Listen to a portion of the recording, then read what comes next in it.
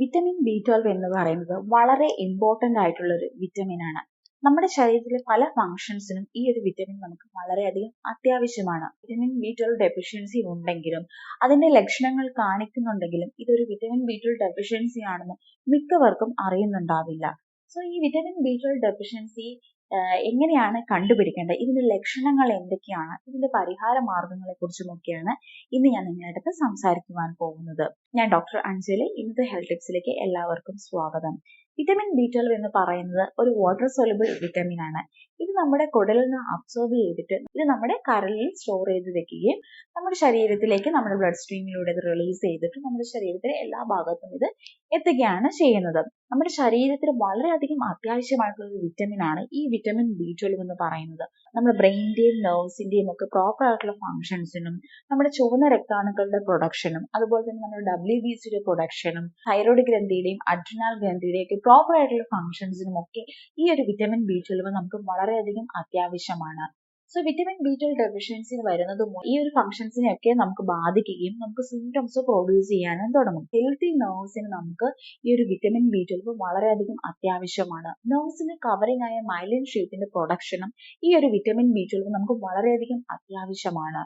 ബ്രെയിനിന്റെ ഫങ്ഷൻസിനും നമുക്ക് ഈ vitamin B 12 വളരെയധികം അത്യാവശ്യമാണ്. നമ്മുടെ ബ്രെയിനിന് നമ്മളൊരു സിഗ്നൽ കൊടുക്കുകയാണ്, നമുക്കൊരു കൈ അനക്കണം, അല്ലെങ്കിൽ ഒന്ന് എഴുതണം, അല്ലെങ്കിൽ പ്രോപ്പർ ആയിട്ടുള്ള സ്ട്രെയിറ്റ് ലൈനിൽ നമുക്ക് നടക്കണം എന്നുള്ള സിഗ്നൽ നമ്മൾ കൊടുക്കുന്ന സമയത്ത് നമ്മുടെ ബ്രെയിൻ നെർവ്സ് വഴിയാണ് ആ സിഗ്നൽ നമ്മുടെ കൈകളിലേക്കും നമ്മുടെ എല്ലാ ശരീരഭാഗങ്ങളിലേക്കും എത്തിക്കുന്നത്. സോ നമുക്ക് ഈ ഒരു വിറ്റമിൻ ബി 12 ഡെഫിഷ്യൻസി കൂടുതലായിരിക്കുന്ന സമയത്ത് നമുക്ക് ആ ഒരു സിഗ്നൽസ് പ്രോപ്പർ ആയിട്ട് നെർവ്സിലൂടെ നമുക്ക് പാസ് ചെയ്ത് പോകില്ല. കാരണം അവിടെ നമുക്കൊരു ഹെൽത്തി ആയിട്ടുള്ള നെർവ്സ് ആയിരിക്കില്ല ഉണ്ടാകുന്നത്. സോ അതുകൊണ്ട് തന്നെ നമുക്ക് അത് റിലേറ്റഡ് ആയിട്ടുള്ള എല്ലാ സിംറ്റംസും നമുക്ക് വരുന്നതാണ്. നമ്മുടെ കോർഡിനേഷൻ കുറയുകയും നമുക്ക് മസിൽ പെയിനും അതുപോലെ തന്നെ മസിൽ വീക്ക്നെസ് അനുഭവപ്പെടുകയും നമുക്ക് ഞരമ്പുകൾക്കൊക്കെ വേദന അനുഭവപ്പെടുകയും കൈകാൽ മരവിപ്പ് അനുഭവപ്പെടുകയും ഒക്കെ നമുക്ക് ഇതിന്റെ ഒരു മെയിൻ സിംറ്റംസ് ആണെന്ന് പറയാം. അതുപോലെ തന്നെ നമുക്ക് ഇതൊരു ബ്രെയിനിന്റെ പ്രോപ്പർ ആയിട്ടുള്ള ഫങ്ഷൻസ് നടക്കാണ്ട് വരുന്ന സമയത്ത് നമുക്ക് ഓർമ്മക്കുറവും മറവി അതുപോലെ തന്നെ നമുക്ക് തലയ്ക്ക് അമിതമായിട്ടുള്ള ഒരു ഭാരവും തലവേദനയും അങ്ങനത്തെ പല സിംറ്റംസും നമുക്ക് ഇത് റിലേറ്റഡ് ആയിട്ട് നമുക്ക് വരുവാനുള്ള ചാൻസസ് ഉണ്ട്. അമിതമായിട്ടുള്ള ക്ഷീണവും നമ്മുടെ കോൺസെൻട്രേഷൻ കുറയുകയും നമുക്ക് കോർഡിനേഷൻ ഇല്ലാതെ വരികയും ഒക്കെ ഇതിന്റെ ഒരു മെയിൻ സിംറ്റംസ് ആണ്. മറ്റൊരു ഫംഗ്ഷൻ എന്ന് പറയുന്നത് നമ്മുടെ ചുവന്ന രക്താണുക്കളുടെ പ്രൊഡക്ഷനും ഈ ഒരു വിറ്റമിൻ ബി 12 വളരെയധികം അത്യാവശ്യമാണ്. സോ ചുവന്ന രക്താണുക്കൾ പ്രോപ്പർ ആയിട്ടില്ലെങ്കിൽ നമുക്ക് ഹീമോഗ്ലോബിന്റെ അളവ് കുറയുകയും നമുക്ക് അനീമിക് ആവാനുള്ള ചാൻസസും ഉണ്ട്. അതുമൂലം നമ്മുടെ ശരീരത്തിലേക്ക് എല്ലാ സെൽസിലേക്കുമുള്ള ഓക്സിജന്റെ അളവ് വളരെയധികം കുറയുകയും അത് റിലേറ്റഡ് ആയിട്ടുള്ള സിംറ്റംസ് നമുക്ക് വരികയും ചെയ്യുന്നുണ്ട്. അമിതമായിട്ടുള്ള ക്ഷീണം, തളർച്ച, അതുപോലെ തന്നെ ഹൃദയമിടിപ്പ് കൂടുതൽ, ചെറിയ കാര്യങ്ങൾ ചെയ്യുമ്പോഴേക്കും നമുക്കൊരു കിതപ്പ് പോലെ അനുഭവപ്പെടുക, അതുപോലെ തന്നെ നമുക്ക് അധിക സമയം ജോലി ചെയ്യാൻ പറ്റാതെ വരിക, അമിതമായിട്ടുള്ള ക്ഷീണം, എപ്പോഴും കിടക്കണം എന്നുള്ള ടെൻഡൻസി, വിളർച്ച, അതൊക്കെ മെയിൻ ആയിട്ട് ഇത് റിലേറ്റഡ് ആയിട്ടുള്ള ഒരു സിംറ്റംസ് ആണ്. തൈറോയ്ഡ് ഗ്രന്ഥിനെയും അതുപോലെ തന്നെ അഡ്രിനാൽ ഗ്രന്ഥിനെയും നമുക്ക് എഫക്ട് ചെയ്യുന്ന സമയത്ത് ആൻസൈറ്റിയുടെ പ്രോബ്ലംസ്, ഡിപ്രഷനും വിഷാദ രോഗങ്ങളും അകാരണമായിട്ടുള്ള ടെൻഷനും ഭീതിയും വിഷമവും ഒക്കെ നമുക്ക് ഇത് റിലേറ്റഡ് ആയിട്ടും വരുവാനുള്ള ചാൻസസ് ഉണ്ട്. സോ ഇത് കൂടാതെ വിറ്റമിൻ ബി 12 ഡെഫിഷ്യൻസിയുടെ മറ്റൊരു മെയിൻ സിംറ്റംസ് ആണ് നമുക്ക് ഇടയ്ക്കിടയ്ക്ക് വരുന്ന വായ്പുണ്ണ്, നാക്ക് നല്ല ചുവന്നിരിക്കുകയും അതുപോലെ തന്നെ നാക്കിന്റെ തടുപ്പും അതുപോലെ തന്നെ ഇൻഫ്ലമേഷൻസ് കൂടിയിരിക്കുകയും അമിതമായിട്ടുള്ള ഒരു തൊലി പോകുന്ന അവസ്ഥയും ഒക്കെ നമുക്ക് ഈ ഒരു വിറ്റമിൻ ബി 12 ബേസ് ചെയ്തിട്ടാണ്. സോ ഇതൊക്കെയാണ് വിറ്റമിൻ ബി 12 ഡെഫിഷ്യൻസിയുടെ മെയിൻ സിംറ്റംസ് എന്ന് പറയുന്നത്. വിറ്റമിൻ ബി 12 ഡെഫിഷ്യൻസി വരുന്നത് ഒന്നെങ്കിൽ നമുക്ക് വിറ്റമിൻ ബി 12 അടങ്ങിയ ഭക്ഷണങ്ങൾ നമ്മൾ കഴിക്കാതെ വരികയോ അല്ലെങ്കിൽ അതിന്റെ അബ്സോർപ്ഷൻസ് നമ്മുടെ കുടലിൽ പ്രോപ്പർ ആയിട്ട് നടക്കാതെ വരുമ്പോഴുമാണ് ഇതിന്റെ ഒരു ഡെഫിഷ്യൻസി നമുക്ക് സാധാരണയായിട്ട് വരുന്നത്. യൂഷ്വലി നമുക്ക് എല്ലാ മാംസാഹാരങ്ങളിലും പാലുൽപ്പന്നങ്ങളിലും മുട്ടയിലും ഒക്കെ നമുക്ക് ഈ ഒരു വിറ്റമിൻ ബി 12 ലഭിക്കുന്നതാണ്. വയറ് സംബന്ധമായിട്ടുള്ള പല രോഗങ്ങളെ ബേസ് ചെയ്തിട്ട് ഈ വിറ്റമിൻ ബി 12 അബ്സോർപ്ഷൻസ് നമുക്ക് പ്രോപ്പർ ആയിട്ട് നടക്കാതെ വരും.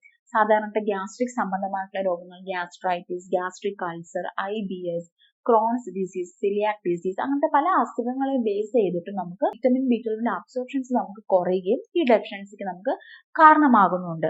നമ്മുടെ കുടലിന് ആവശ്യമായിട്ടുള്ള നല്ല ബാക്ടീരിയാസിന്റെ കുറവ് മൂലവും നമുക്കിത് സംഭവിക്കാം. അതുപോലെ തന്നെ നമ്മുടെ വയറിലെ pH ലെവലിൽ ഉണ്ടാകുന്ന വേരിയേഷൻസ് കൊണ്ട് നമുക്ക് ഈ ഒരു ഡെഫിഷ്യൻസി നമുക്ക് വരാനുള്ള ചാൻസസ് ഉണ്ട്. ചില മെഡിസിൻസ് ഒക്കെ എടുക്കുന്നവർക്ക് ഗ്യാസ്ട്രൈറ്റിസ്, ഗ്യാസ്ട്രിക് അൾസറിനൊക്കെ ദീർഘകാലം മെഡിസിൻസ് എടുക്കുന്നവരും ഡയബറ്റീസിന്റെ മെഡിസിൻ മെറ്റ്ഫോമിനൊക്കെ ദീർഘകാലം എടുക്കുന്നവർക്കും ഈ ഒരു വിറ്റമിൻ ബി 12 ഡെഫിഷ്യൻസി വരുവാനുള്ള ചാൻസസ് ഉണ്ട്. ചില കോൺട്രാസെപ്റ്റീവ് പിൽസ് ഒക്കെ ദീർഘകാലം എടുക്കുന്നവരിലും ഈ ഒരു ഡെഫിഷ്യൻസി നമ്മൾ കണ്ടുവരാറുണ്ട്.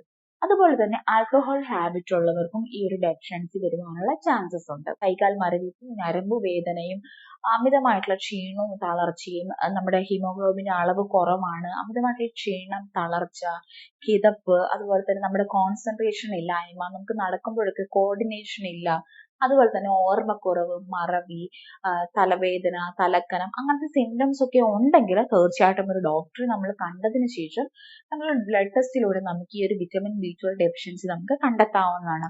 നോർമൽ എന്ന് പറയുന്നത് നമുക്ക് 300 pg/ml ആണ്. ഫുഡിലൂടെ തന്നെ നമുക്ക് ഈ ഒരു ഡെഫിഷ്യൻസി നമുക്ക് കറക്റ്റ് ചെയ്യാവുന്നതാണ്. മറ്റു അസുഖങ്ങളൊന്നും ഇല്ലെങ്കിൽ, ഇപ്പൊ ഞാൻ പറഞ്ഞ ഗ്യാസ്ട്രിക് സംബന്ധമായിട്ടുള്ള പ്രോബ്ലംസും IBS അങ്ങനത്തെ നമ്മുടെ വയറ് സംബന്ധമായിട്ടുള്ള മറ്റു രോഗങ്ങളൊക്കെ ഉള്ളവരാണെങ്കിൽ അതും ആ ഒരു അസുഖത്തിനും കൂടെ മെഡിസിൻസ് എടുത്തതിനൊപ്പം നമുക്ക് ഈ ഒരു ഫുഡും കൂടെ നമ്മുടെ വിറ്റമിൻ B12 അടങ്ങിയ ഭക്ഷണങ്ങൾ കൂടി നമുക്ക് കഴിക്കുവാണെങ്കിൽ നമുക്ക് നോർമൽ റേഞ്ചിലേക്ക് നമുക്ക് ഈ ഒരു വിറ്റമിൻ B12 നമുക്ക് കൊണ്ടുവരാവുന്നതാണ്. വിറ്റമിൻ B12ന്റെ മെയിൻ സോഴ്സ് എന്ന് പറയുന്നത് നമ്മുടെ മാംസാഹാരമാണ്. ചിക്കനിലും ബീഫിലും മട്ടനിലും ഒക്കെ ധാരാളം വിറ്റമിൻ B12 അടങ്ങിയിട്ടുണ്ട്.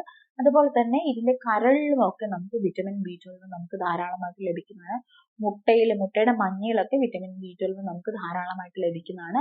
പാലും പാൽ ഉൽപ്പന്നങ്ങളും, ഇപ്പൊ പനീർ ആണെങ്കിലും ചീസ് ആണെങ്കിലും അതുപോലെ തന്നെ മോരും തൈരിലും ഒക്കെ വിറ്റമിൻ B12 നമുക്ക് ധാരാളമായിട്ട് അടങ്ങിയിട്ടുണ്ട്. സോ വെജിറ്റേറിയൻസ് ആയിട്ടുള്ളവർക്ക് വേണമെങ്കിൽ നമുക്ക് പാല് യൂസ് ചെയ്യാം, ഇല്ലെങ്കിൽ നമുക്ക് പനീർ യൂസ് ചെയ്യാവുന്നതാണ്, ചീസ് നമുക്ക് യൂസ് ചെയ്യാവുന്നതാണ്, മോരും തൈരും ഒക്കെ നമുക്ക് യൂസ് ചെയ്യാവുന്നതാണ്. പാല് ഒന്നും കുടിക്കാത്തവരാണെങ്കിൽ നമുക്ക് ഒരു ഡോക്ടറെ കണ്ടിട്ട് നമുക്കൊരു വിറ്റമിൻ B12 സപ്ലിമെന്റ്സ് നമുക്ക് എടുക്കാവുന്നതാണ്. സോ മറ്റ് അസുഖങ്ങളൊന്നും ഇല്ലെങ്കിൽ മാത്രം നമുക്ക് അങ്ങനെ ഒരു സപ്ലിമെന്റ്സ് ആയിട്ട് എടുക്കാം. ഈ ഒരു അസുഖങ്ങളെ ബേസ് ചെയ്തിട്ട് ഞാൻ ഓൾറെഡി പറഞ്ഞ മറ്റ് അസുഖങ്ങളൊക്കെ ഉള്ളവരാണെങ്കിൽ തീർച്ചയായിട്ടും ഡോക്ടറുടെ നിർദ്ദേശപ്രകാരം മാത്രമേ നമ്മൾ ഒരു സപ്ലിമെന്റ്സ് എടുക്കാൻ പാടുള്ളൂ. വിറ്റമിൻ B12 കുറിച്ചുള്ള ചെറിയ അറിവ് എല്ലാവർക്കും ലഭിച്ചു എന്ന് വിചാരിക്കുന്നു. മറ്റൊരു ഹെൽത്ത് ടോപ്പിക്കുമായിട്ട് വീണ്ടും കാണാം.